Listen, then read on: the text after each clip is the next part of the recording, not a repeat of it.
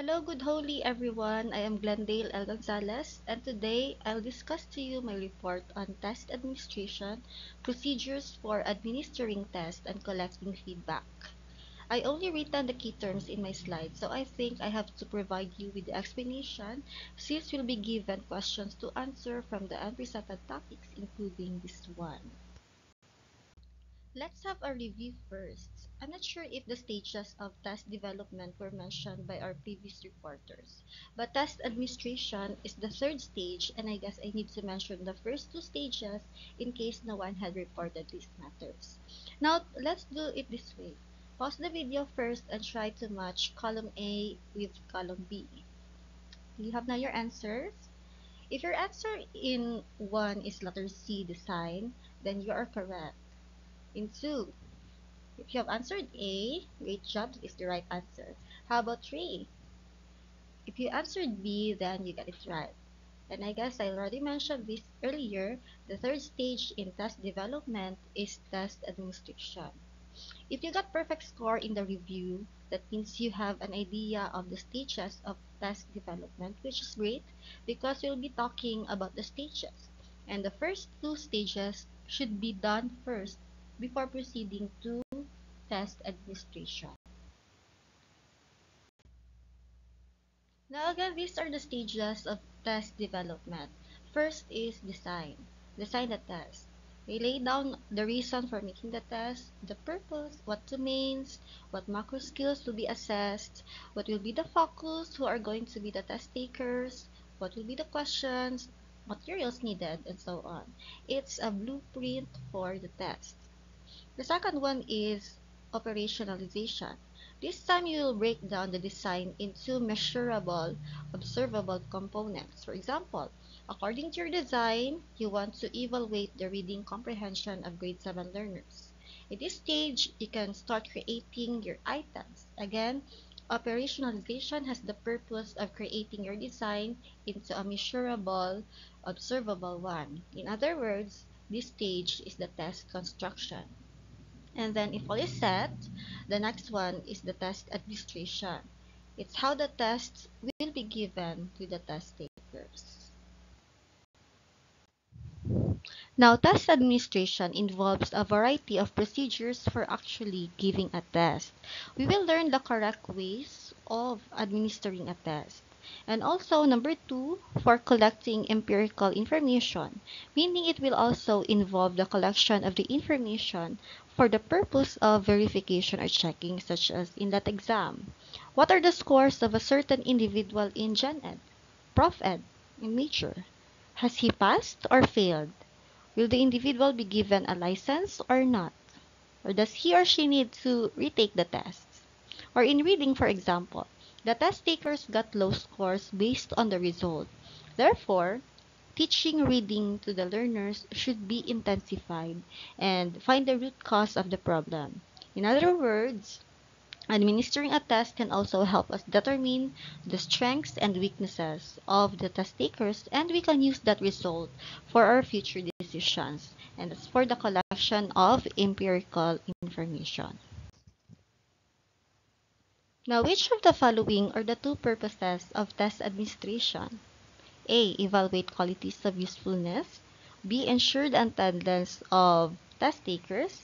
C. Make inferences about test takers' abilities. Or D. Record demographic information.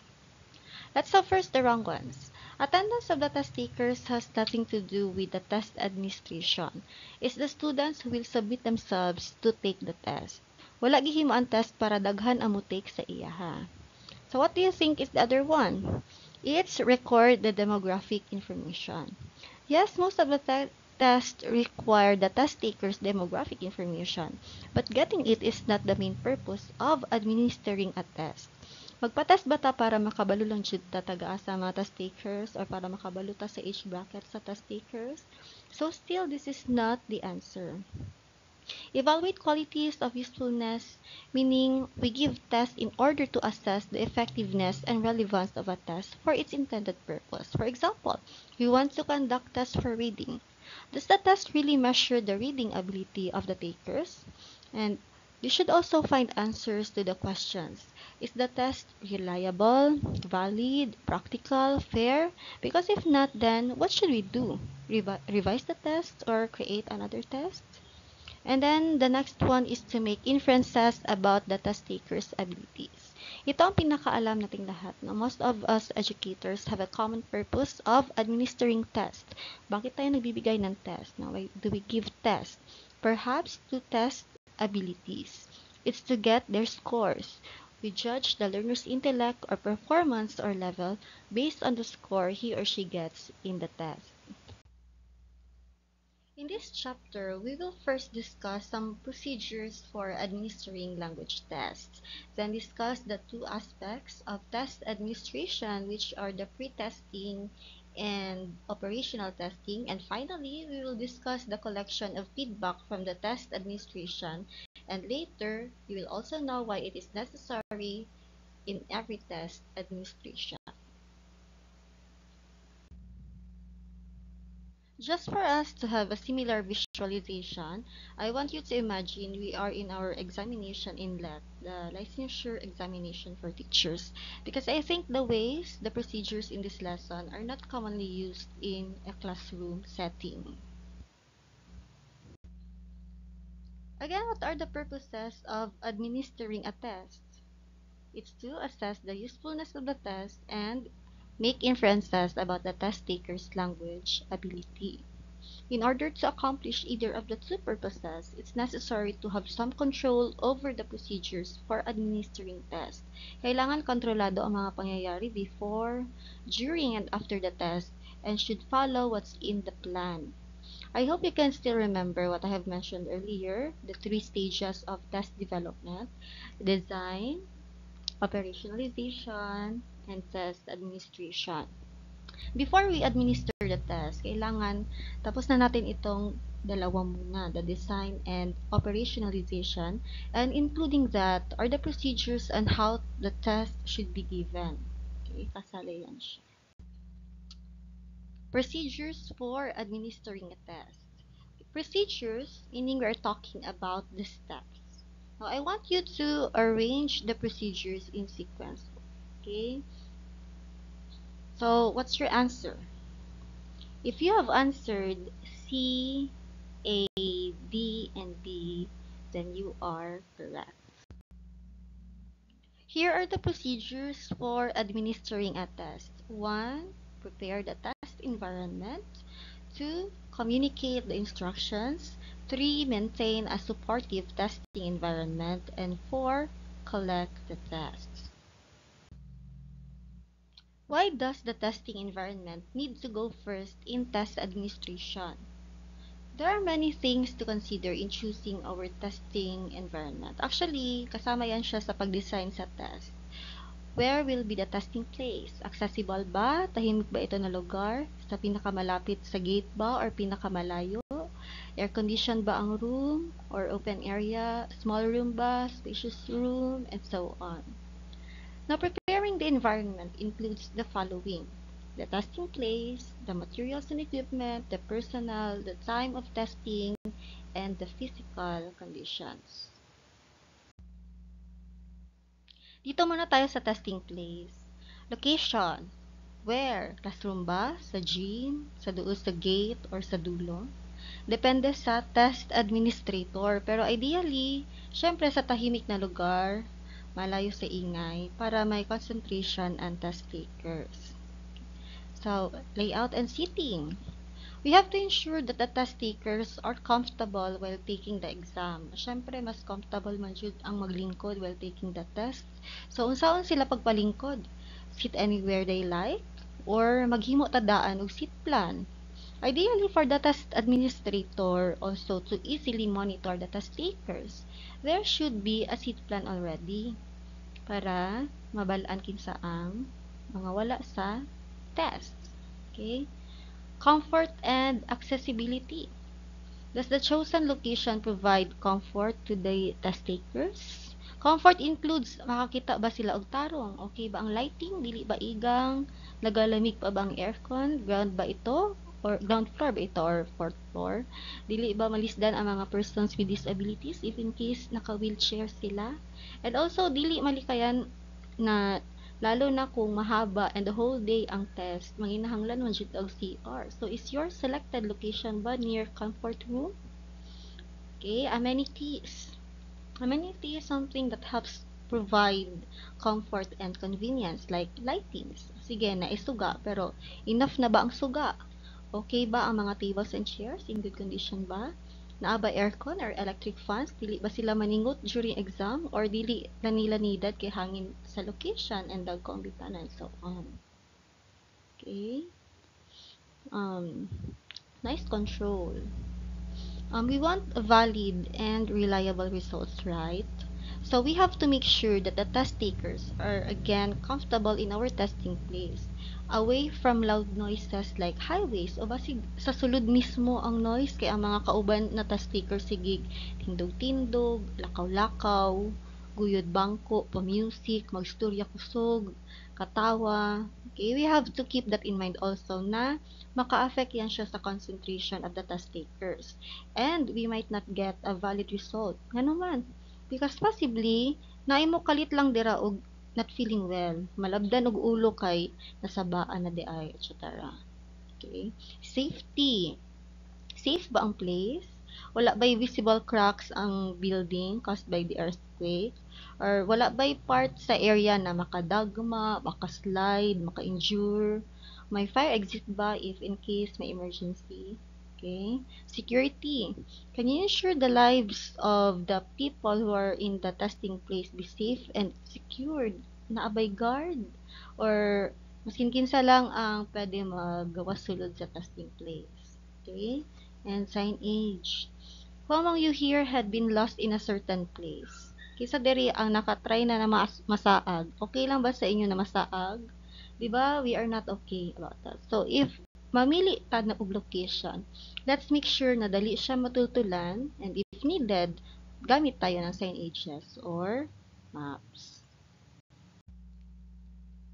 When preparing for the test developer should also ensure the availability of all necessary materials and equipment. Example, if the test is for reading, before mag-test, make sure that the materials are sufficient for all test takers, especially the booklets and the answer sheets. As much as possible, isa-isa jud sila, walay sharing.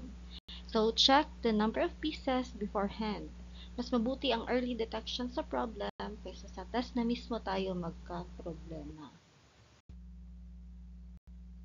Same is true for the writing. O ito sa listening test. So, ang audio sa recordings, naga-play ba? Ang headphones, speakers, gumagana ba? Dito sa speaking, ang mga microphones, okay ba? And so on and so forth. The next one is personnel. Personnel, who are the staff? Dili pwede na mubira lang tao masing kinsa para maging staff or proctor for the test. The personnel should be carefully selected. How? First, based sa kanilang qualifications. Example lang ni principal's test. Unya, amo proctor teacher 1, pwede ba na siya? Basig singit-singitan ra ka sa test takers. Same is true with the language test. Kailangan qualified ang maging proctor ang kwaon. Qualified proctor ang kwaon. Okay? And also the background. Aside from the qualifications, background checking is also a must. Sige, palagay natin qualified nga siya. Pero basig na siya history of dishonesty, ng hatag og leakage sa exam, or unethical behavior. So, dili siya pwede maging proctor. Now, for example, nakapili na. The personnel should be oriented with the instructions and guidelines for the test.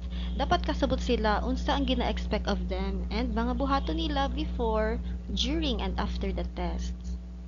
Monitoring and supervision. While the test is going on, si personnel alert and nagamonitor sa mga test takers para kabalo po siya basig may nangihanglan og supervision. And then, if the test taker needs supervision, kailangan kabalo po siya unsa na supervision ang allowed and dili allowed. Basig may mukalit pangutana og definition sa term kay dili kasabot pero part day to sa test kay ang item nga to context clues. Okay. Adherence to protocols. The chosen personnel should follow protocols if may problem na mag-arise, si personnel mag-follow siya sa correct step paano i-raise ang problem properly. Kung pwede pa ma-resolve sa ilang level, dito lang sa dili kay diretso dayon sa pinaka-head, nag-shortcut na siya og sumbong, dili pwede. Professional conduct. Kailangan ipakita jud ang professionalism at all times. Dili late moabot sa venue. Basig si proctor pa ang reason nga nang wala nakahuman test ang mga test takers. And mo-attend sa concern sa mga test takers professionally, dili mag-strong. Time of testing. Consider the schedule. Schedule ba ang test what month? Weekdays ba? Or weekends ba? Sa tag-araw ba? Or sa tag-ulan? Consider also the time. Morning ba or afternoon? Ideally, is June sa morning mag-start ang test. Why? Fresh pa ang mind unya bag-ong liko, lamig ang lawas, okay ang pamati. Kasi kung afternoon man gud ang mga test takers mo adto pa sa venue ug afternoon po. Unya wala pang exam, kipaningot na kay gikan sa initan. Plus daghan ang pwede mahitabo sa morning basig mo take og exam na kapoy. So sufficient time. Kaya ba ang test for 4 hours or dapat siya whole day or hati-on sa 2 days? Logistical considerations. Gusto man nato og smooth na procedure sa exam, right? So, arranging the venue, pag-distribute sa mga materials, pag-orient sa mga personals, kailangan mabuhat na siya ahead of time. So, dapat may naset na din na time for this.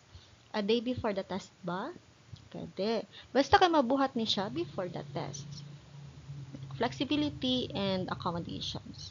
So, this refers to the ability to adapt and adjust the timing of test administration to meet the diverse needs of the test takers. So this concept recognizes that not all test takers have the same circumstances or requirements when it comes to testing. Kay basig may test taker di ay na may disabilities or may medical condition, unya naa sila special needs. Basig ang need nila kay provide them extra time to answer or hatagan sila og breaks. So, pwede po religious observances. Kunwari, natunong ang exam sa Ramadan for our Islam brothers and sisters. And then, time na sa ilang sambayang. So, pwede kaayo na to sila hatagan og alternative testing arrangement para sa ilaha. Para ma-accommodate ang needs nila. Kasi we have to treat everyone with respect man. The last one sa first procedure is the physical conditions sa venue. So we have to see to it na ang environment layo jud sa noise, layo sa highway, mga busina sa trucks, layo sa construction sites, ug anything that can be a source of noise and disturbance. Well-lit room. Of course, lisod kaayo mag-test nga ngit-ngit. Distraction-free. Basig ang mga kortina kung mahanginan, mangigo sa mga test takers, o kaya ang venue, agianan, daghan ang mga agi, makadungog ang test takers o nagasangyad na mga sapatos sa floor, so makadistract. Is sufficient space. Tama ba ang space para sa test takers or basig magbanggaanay ang mga siko sa kaguot?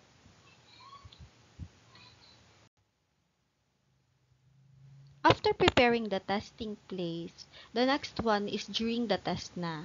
It's communicating the instructions. First of all, dili sa mag-start og test kung dili pa mahatag ang instructions. Syempre, para ma-communicate og tarong ang instructions, importante kaayo nga kasabot og kabalo si personnel. Kaya meron din tayong selection of personnel katong may mga experience sa pag-proctor usahay, sila lang gihapon ang ginakuha og balik. Kasi if first timer, kailangan mag-undergo talaga sila ng training. Okay? Test instruction should be clear for all. It should be effective, klaro, concise, complete, in sequential order. Masabtan ang pagkahimo sa instructions, easy to understand and follow. Bakit need natin itong tatlo sa taas? Why? So that the test takers receive full benefit. Meaning to say, mabigay ng test takers ang kanilang best sa test and ma-demonstrate nila na maayos ang kanilang true abilities. That's why included sa instructions yung do's and don'ts while taking the test. As much as possible, dili should pwede na mastorbo ang mga test takers. Kailangan hatag jud sa ilaha ang full concentration. Walay pwede ang maghatag og distraction sa ilaha. Okay, tapos nabigay ang instruction sa mga test takers. Now, nag-start na sila answer sa test. The personnel should maintain supportive testing environment. Supportive in the sense that you let them answer the test properly. Sitahon ang mga dapat sitahon. No? Dili i-allow na mastorbo ang mga test takers. So, guidelines should be given to the test takers for their awareness. Bawal makrampol ang answer sheets kay basig mulukso sa machine. O at least aware ang test takers na maging maingat sila sa pag-handle sa kanilang answer sheets. And give assistance if needed. Pero of course, dapat allowable na assistance lang ang pwede. The last one is collecting the test. In order to maintain the quietness of the testing place, if the test taker is already done, it is encouraged that the personnel will collect the test by himself. Now, don't miss the opportunity to ask for feedback sa test or sa experience nila while taking the test. And then, just have a quiet collection of the test booklets and answer sheets. And kung may time pa sila, don't let them rush just because others are already done. Kung gusto sila makistorya sa personal, let them. Kaya baka may very important matter sila. And then, kung may feedback, take that feedback seriously. Listen to the complaints if may nagareklamo and try to address it if you can. So, we're done with the first topic. Now, let's have the second one that is about the two aspects of test administration. The two aspects of test administration are the pre-testing and the operational testing. I know you already have an idea of pre-testing, but it's different from the pre-test that we commonly know. Pre-testing here refers to the testing of the test itself. Pre means before. So pre-testing, therefore, is testing the test before the actual test. The pre-testing occurs before the operational testing or the actual test. The purpose of pre-testing is to gather information about the usefulness of the test and its administration procedures. It's a dry run. Testingan ang test if okay na ba siya and wala na bang kulang sa kanya pati sa procedures in giving the test. Paano ba ito ginagawa? Sa pre-testing, may mga selected people na mag-take ng test and lahat ng nakasulat sa design and ang operationalization and test administration, i-apply lahat yon as if you're in the actual test. And then, while the test is going on, si test administrator or si personnel magbibigay ng feedback for the improvement of the test administration. So, dalawa ang tinitingnan niya dito, kung may makita ba siyang problem sa procedure sa pagbigay ng test, and ang pag-answer ng mga test takers sa test mismo. Then, after the pre-testing, magkakaroon ng revisions either on the design or on the operationalization or both. Ito namang si operational testing, again, ito na yung actual test na nakasaad sa design. And ang purpose niya is to make inferences about the test taker's language ability. So, ang purpose ni operational testing ay kumuha ng ano nga? Ng scores. The third stage of test development, the test administration, is cyclically related to the design and operationalization stages. So I have mentioned earlier, kailangan meron muna tayong design and operationalization bago tayo tumungo sa test administration or sa pagbigay ng test. Now, the feedback obtained during the pre-testing informs revisions to the test design, specifications, tasks, and procedures. And revisions may range from minor edits to major global revisions, depending on the nature of the feedback received. Trialing and feedback. In major testing efforts, tests or test tasks are typically trialed before use to ensure effectiveness. Yung mga major tests like RAT, NAT, board exam, national competency exam, they undergo trialing na hindi yan basta-basta i-administer. In classroom setting, trialing may be omitted, but giving the test to selected students or fellow teachers in advance can provide valuable feedback for improvement. Ito, pre-testing is not common sa classroom. Wala nang trial pero pwede pa rin kuhanan ng feedback ang test. No? Mag-discarte lang ang teacher. Ang iba, kunwari, mastery test or summative test, pero ang purpose pala ay testingan kung kaya lang ba ng student sagutan ang test. Now let's have the last one, the collection of feedback. Di ba we'll be getting feedback? Ano-ano ang mga pwede nating pagkagamitan ng feedback? Well, we have here, determine the adequacy, appropriateness, efficiency of administrative procedures. Okay? Okay na ba ang mga policies and guidelines? Sure na ba tayo na magbe-behave lahat ng test takers during the test? Wala na bang mga istorbo? Okay, the next one is determine appropriate time allocations. Ay, dito na part, maraming reading passages. Hindi ito kakayanin for 1 hour. So, kailangan change natin ito to 1 hour and 30 minutes. Okay? Identify problems in task specification and clarity of instruction. Ay, hindi nakasaad sa instruction na kailangan capital letters ang pagkasulat sa answer para basahin ng machine. So, kailangan madagdag ito sa instruction. And discover how test takers respond to the test task. Halos lahat ba nakulangan sa time or almost all test takers natapos nila ang test before the time and so on. Again, there are two kinds of feedback.